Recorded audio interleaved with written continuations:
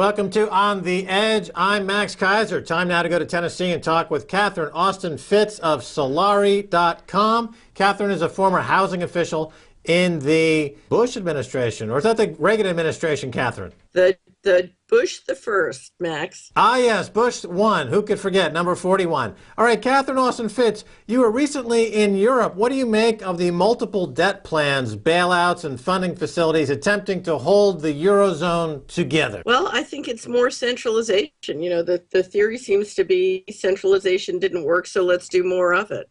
I was in Portugal. What was amazing, Max, is if you look at the rules being applied to small business and small farm, it's literally as though there's an intentional effort to shut the economy down. Right. Well, a lot of people are speculating that there is a coordinated effort to destabilize countries like Greece using very complicated instruments like collateralized debt instruments or credit default swaps that end up loading a country like Greece up with debt. They have no idea where it came from, or in a lot of cases, fraudulently induced. And then they come to collect, and they can't, so they end up taking all these assets over for pennies on the dollar. Is it Machiavellian as that? I believe so. Oh, okay. So if you go, one of my most popular blog posts is one I wrote in 2001 called Financial Coup d'etat. I was giving a paper in London called The Myth of the Rule of Law, which is up on the internet, and in it described this process of fraudulently inducing community with mortgage debt, with municipal debt, and it was basically leverage buyout of communities.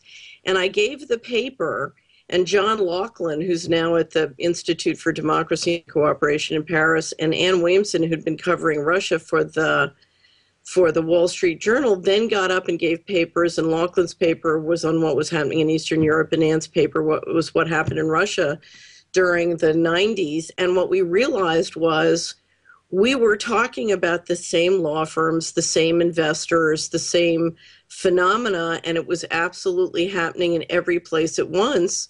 And it was a fundamental re-engineering of who owned what assets. But at the root of it, assets were being moved into private hands at pennies on the dollars out of communities, and liabilities were being moved back in without any compensation.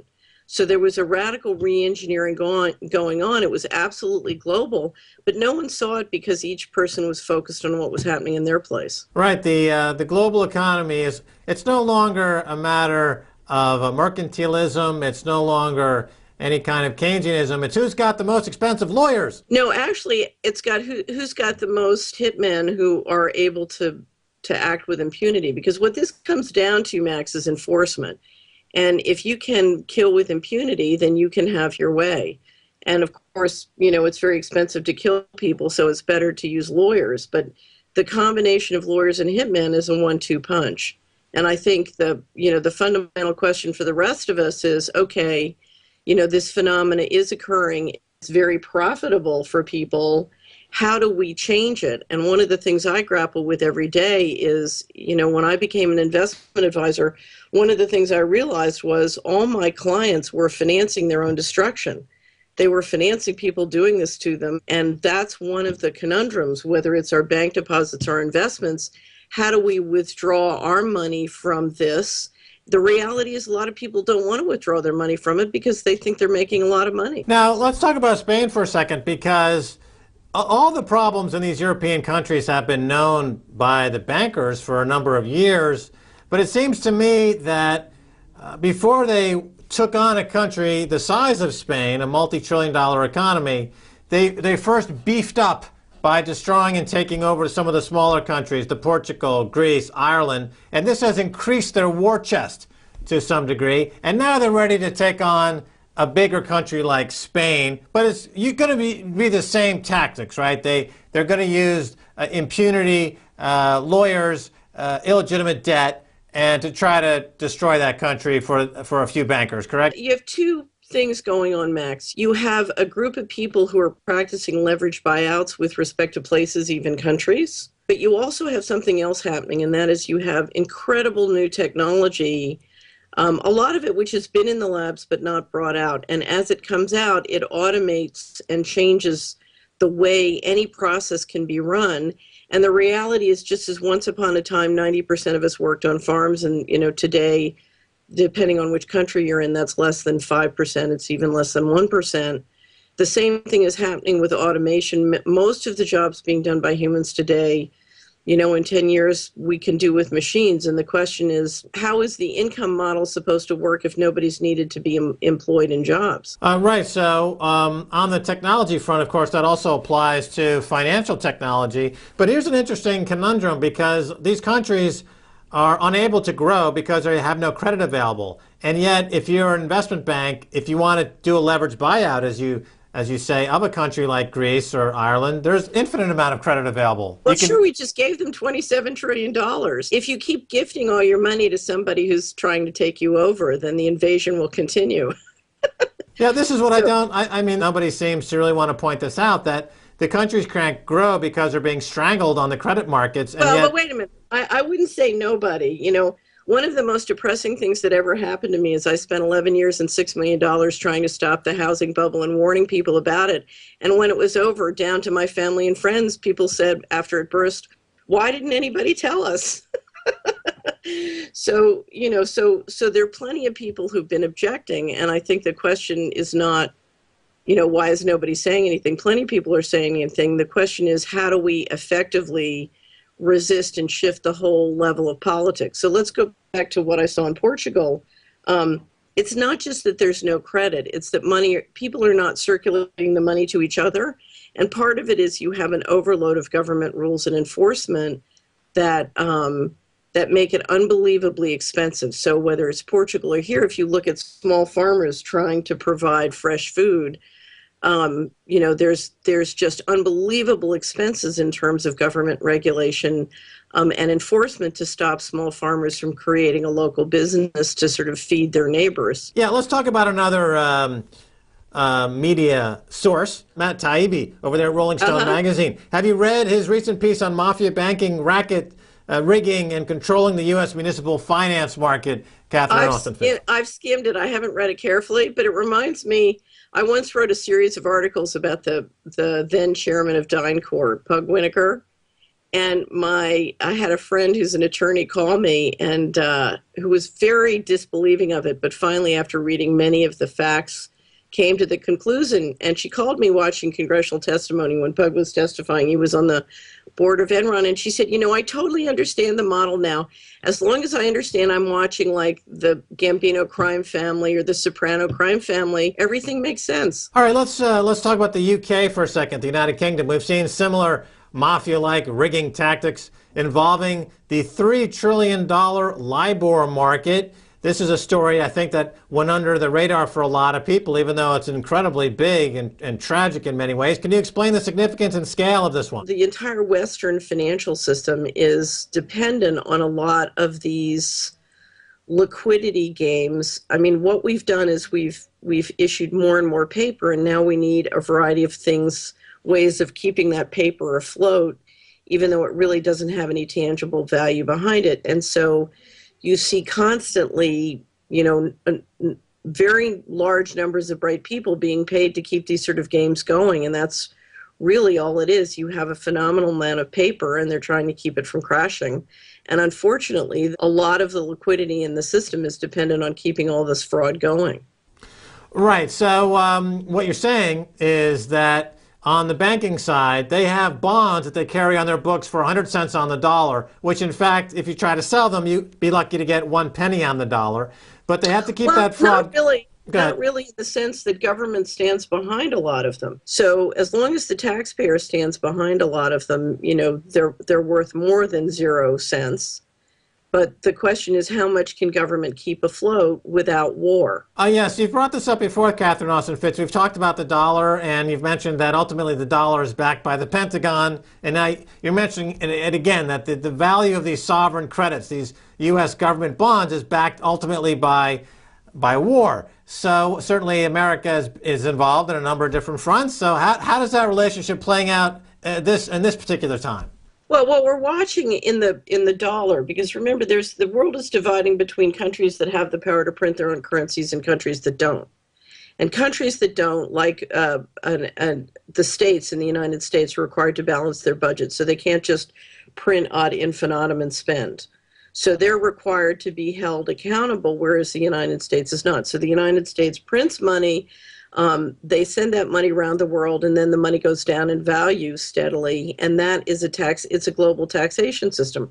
Well, why would anybody take that money? Well, they take that money because we, the United States military and Navy, control the sea lanes and control basically the satellite space, and have the ability to enforce. So if you look at all the different stories of how we and the CIA and our intelligence agencies or special forces have moved into countries all around the world, what we've been doing is basically, enforcing our way towards control of economic markets and natural resources, because we're shipping dollars abroad and getting natural resources back at below market prices is essentially what's going on. And one of the reasons you see not more political opposition coming from the American population is the reality is many people are financially dependent on this kind of subsidy. Right. The subsidy ends up in the U.S. with cheaper energy and cheaper food costs relative to other countries around the world.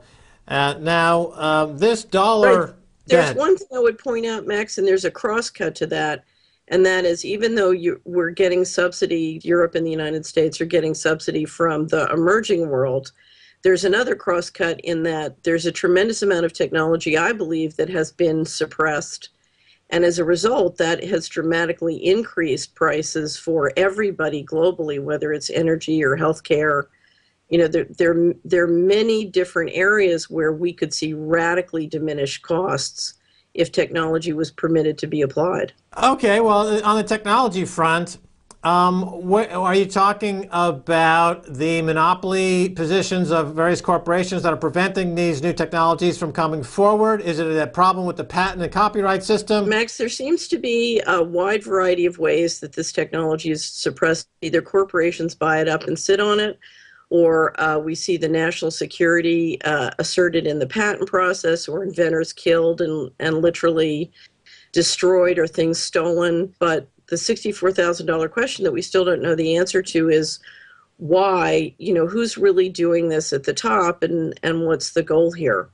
But it's been going on for many decades. There's a wonderful documentary on the internet on the story of Royal Rife. If you go to the Solaire Report blog and do a search, you can pick it up, but it's up on YouTube as well.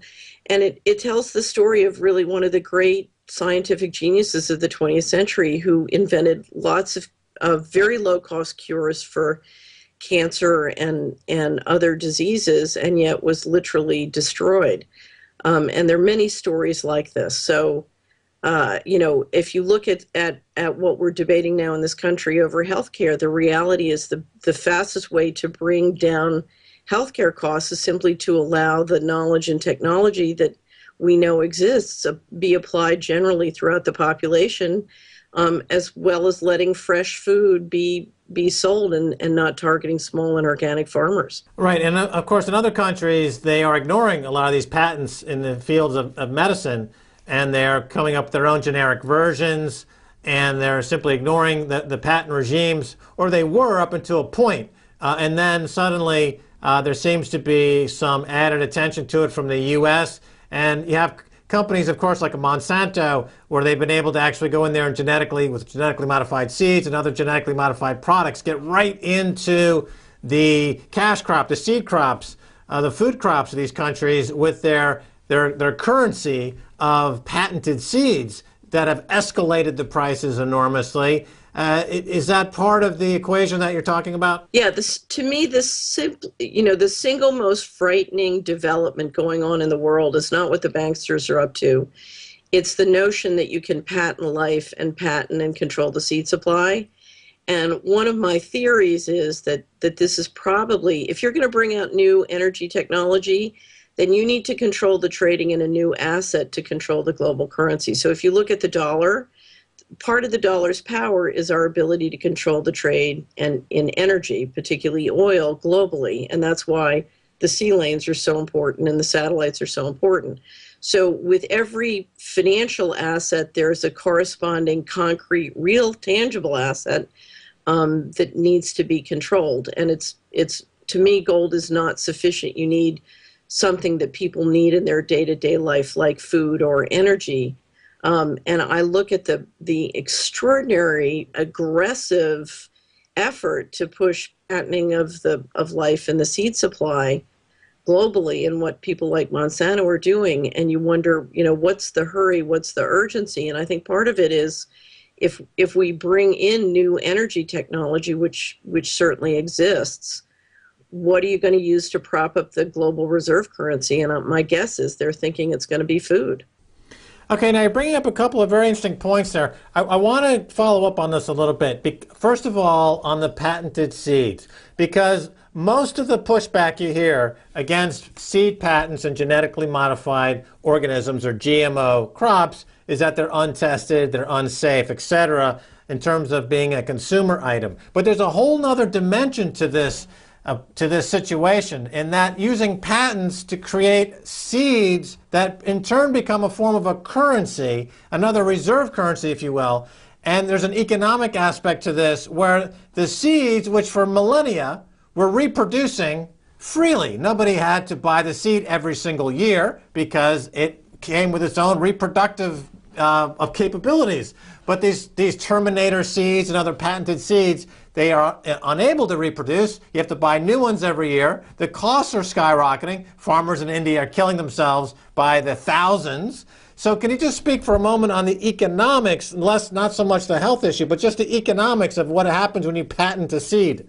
Well, if you patent and control the seed supply, it gives you the ability to centralize, corporatize agriculture globally. And basically what that will do is that will put out of business 2 to 3 billion small farmers. Most people survive because they grow food, whether for themselves or their neighbors.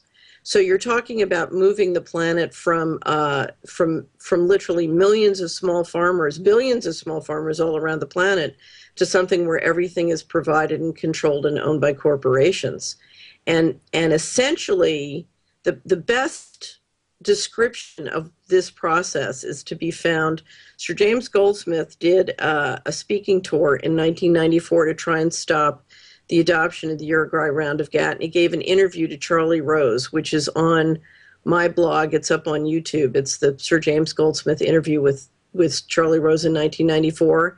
And what he describes and what he predicts, which is now happening, is that this is the greatest social intentional re-engineering and will literally kill or destroy 2 to 3 billion people. Yeah, it's ironic sometimes when guys like Jimmy Goldsmith become billionaires and in the process end up with a lot clearer vision of what's really going on, but then are discredited because they're billionaires. But I'm familiar with that interview, and it is a remarkable interview, and they should go to your website and check it out. Now, I want to go back to your thoughts on kind of what's happening in the banking sector. When of course, you were an official in the housing department under Bush #1. And what are your thoughts on this Obama's get-out-of-jail-free card for the bankers who, in toto, have paid something like $25 billion in fines without having to admit any guilt while causing, more than $1 trillion worth of damages and theft? Barack Obama has done more for the banks and the people who control them than any sitting president in the history of the United States.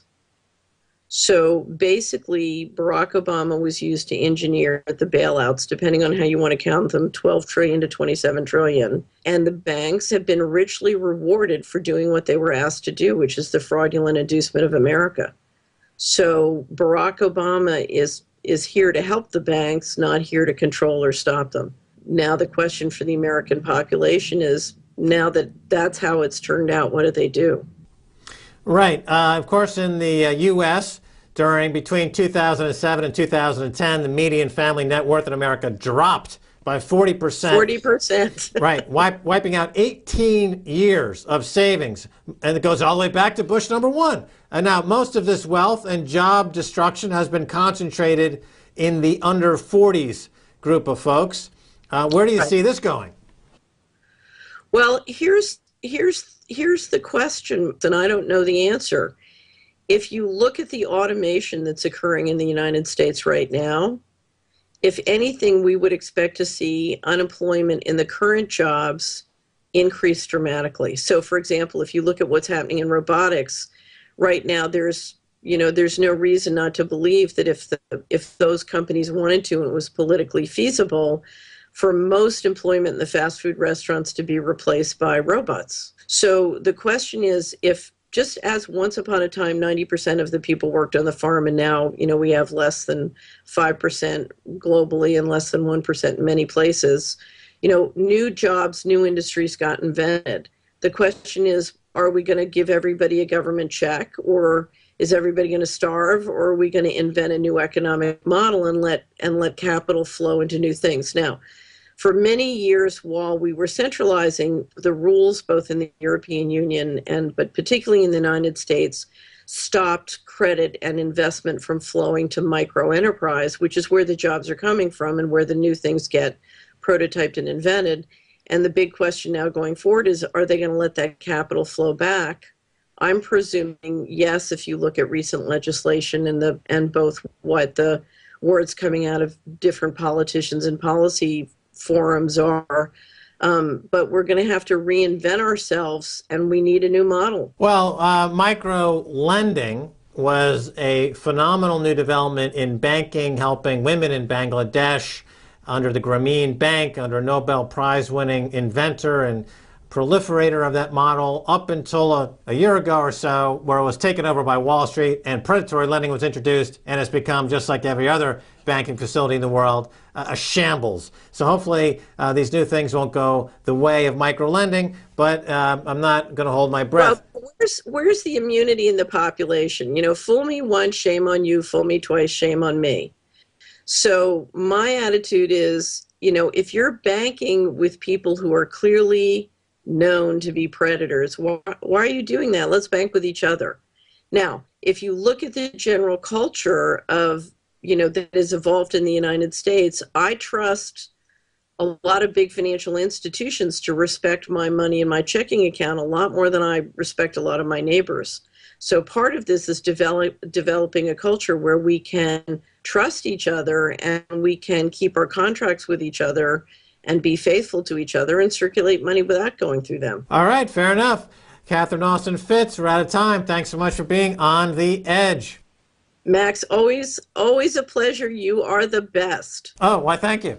And that's going to do it for this edition of On the Edge with me, Max Keiser. I want to thank my guest, Catherine Austin Fitts. You can find her at solari.com. Always one of the most informative websites out there you can check out. If you want to send me an email, please do so at ontheedge@presstv.com. Until next time, Max Keiser saying bye, y'all.